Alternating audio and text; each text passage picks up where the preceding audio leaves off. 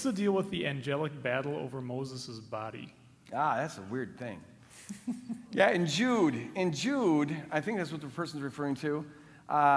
Jude says that not to revile authorities, because even when Michael the archangel was fighting the devil, he didn't revile him. I think that's how it goes. Jude 6, I think it is, or somewhere right around there. He didn't revile him.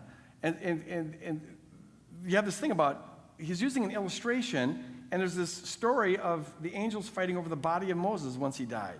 Like a bunch of vultures or something. I don't know.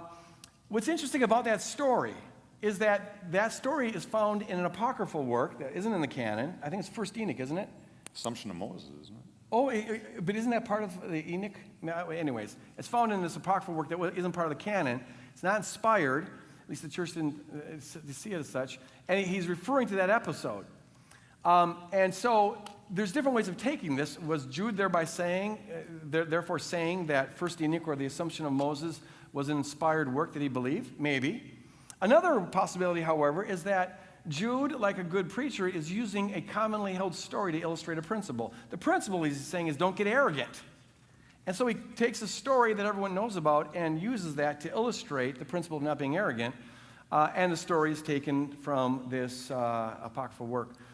So I don't have to believe that that actually happened. It just made a good illustration of the point that Jude was making. However, if it did happen, well, that's fine. Reality is pretty weird, and so I have no reason to rule it out as a matter of principle.